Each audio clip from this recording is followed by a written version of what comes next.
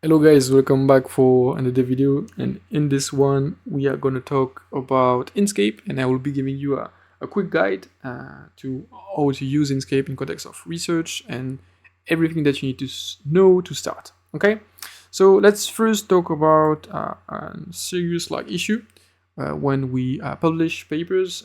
This is one of the most important reason why paper get tests rejected is the quality of the figure. So in this example, I have a figure that is a vector, so it's vector based figure, and it was made with Inkscape. Can be made with any software that supports vector figure, but this is not the point here. It's just to show that the difference between vector figures and a raster image, so such as PNG.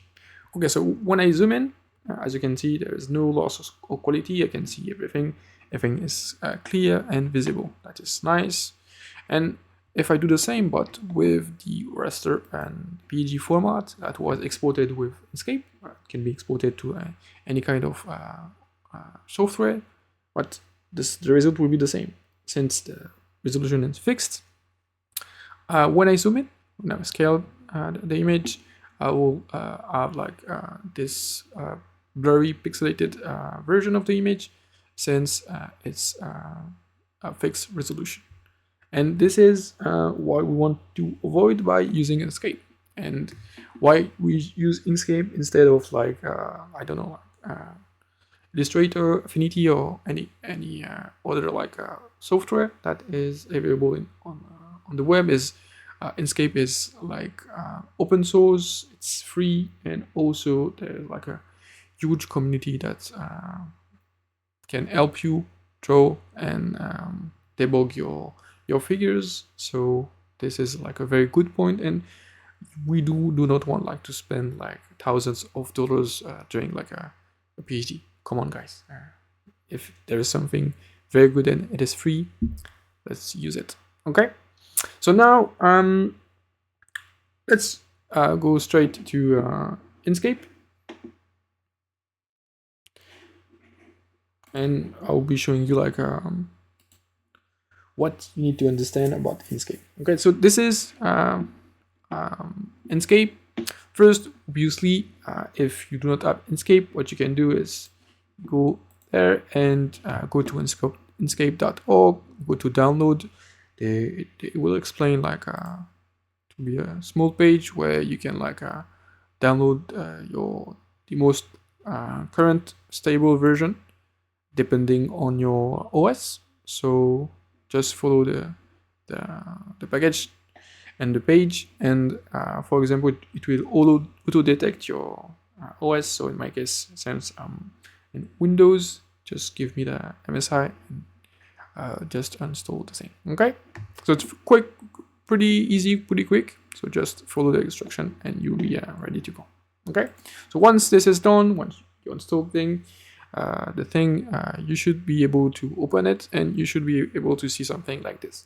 So Inkscape, first, what you need to understand is you have three major zones to understand. So the first one is kind of the menu bar, where you have the different option to import, create a new one, look at the document property. You have edit, when you can go to preferences, and it's basically some kind of the menu bar that you can have in Word or Microsoft, in any kind of writing editor. And those for now you do not to take care of this for now.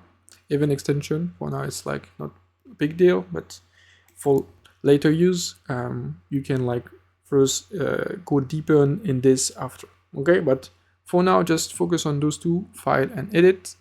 Those are the most important, and those are basically the basic operation that you can do with all elements inside Inkscape.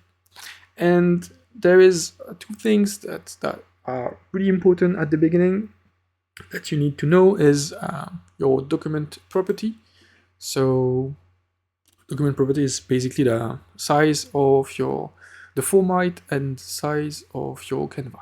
Okay, so in my case it's just A4 in the size is in millimeters, and the scaling factor is 1. Okay, so this is basically the only thing that you need to care for, because most of the time, if you draw a poster or you draw a figure, journal or even like papers do for conferences do have like a specific rules for the size of the figure, so you need to specify this here. Okay, the other thing that you need to understand is term of configuration is when you go to edits, you can go to preferences, and here we'll open a dialog window, and the most important thing that you need to understand is those paths. So for example, if you want to change the configuration of Inkscape, you want to add extension, you want to add templates, and for example icon, all of those paths will be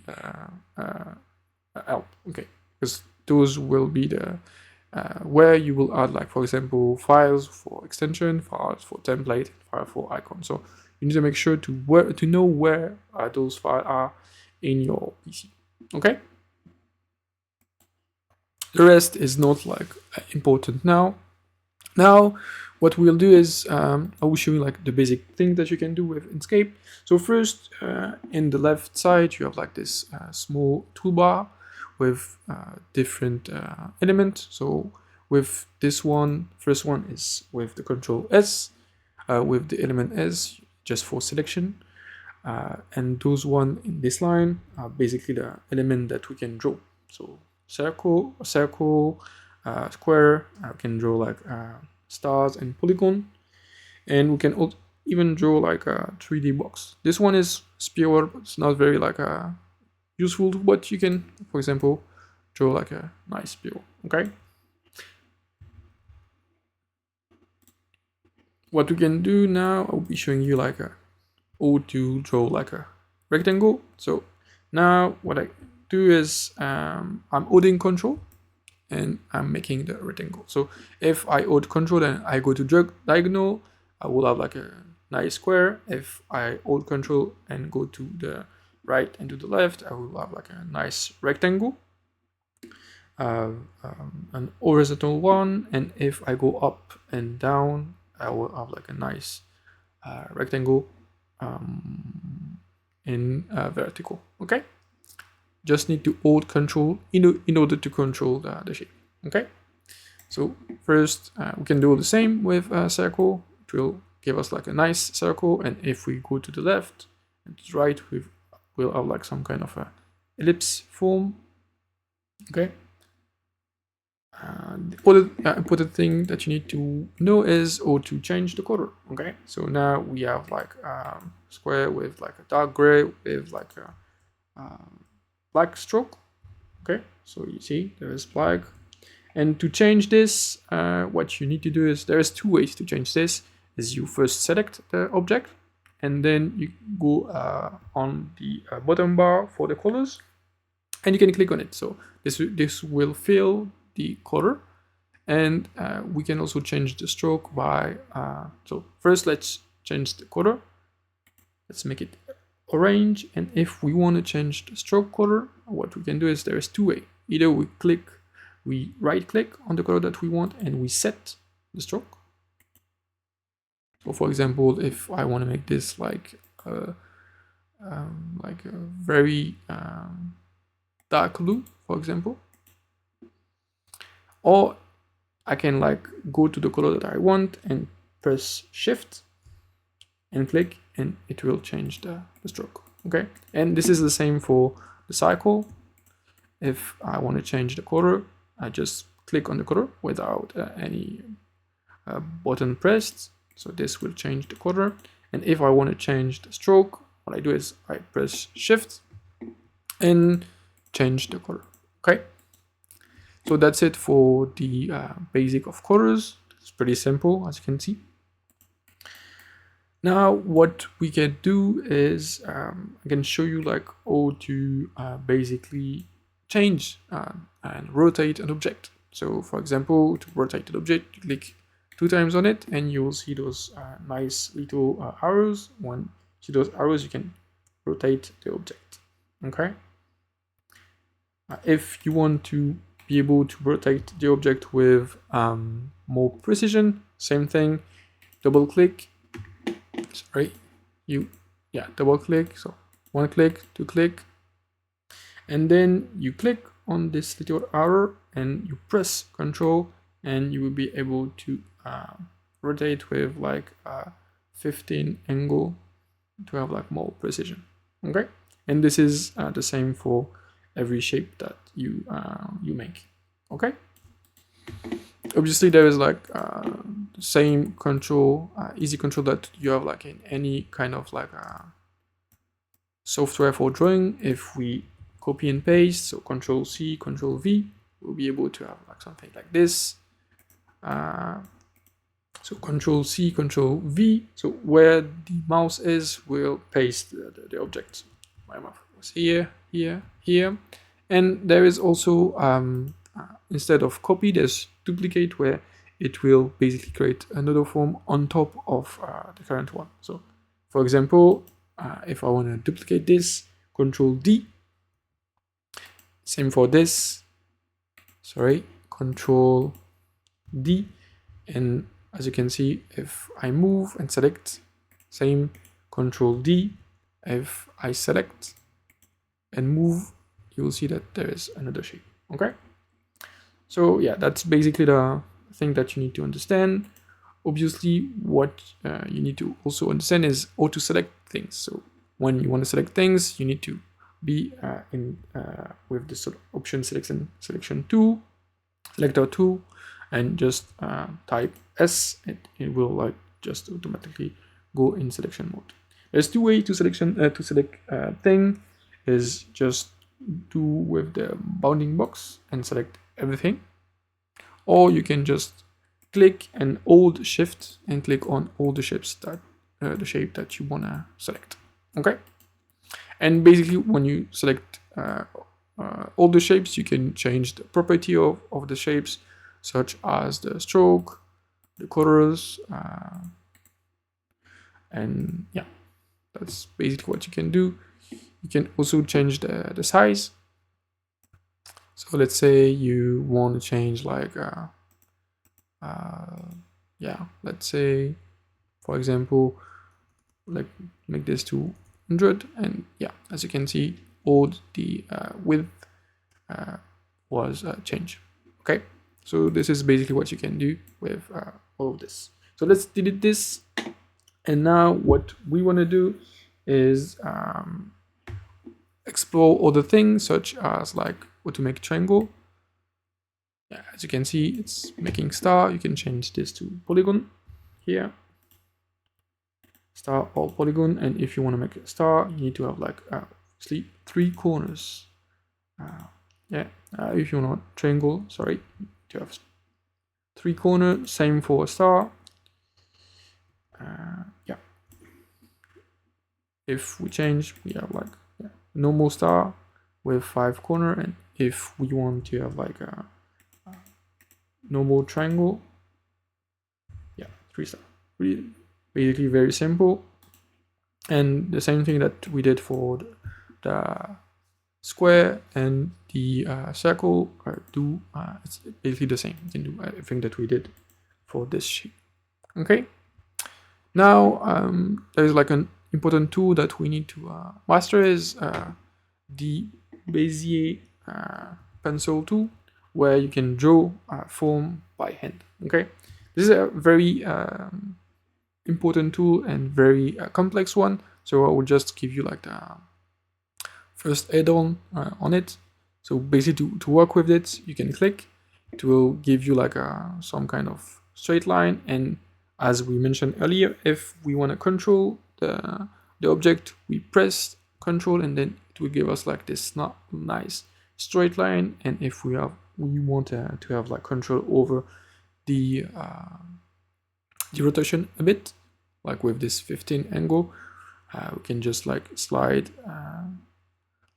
up to bottom, and it will give us this nice angle. Okay, so basically, if we want to have a straight line, we press Control, we then click, it will draw like a nice line, and will give us like another way to write another straight line. And for example, if let's say I want to draw like some kind of triangle, just need to press and come back to the other endpoint, and then it will give me the this nice shape. I can also draw like other shapes. For example, this is like a very popular shape in deep learning. So we like to draw those kind of shapes for encoders, for example. So now you have like your nice encoder shape. So as I mentioned here, we can have like this nice autoencoder. So you duplicate.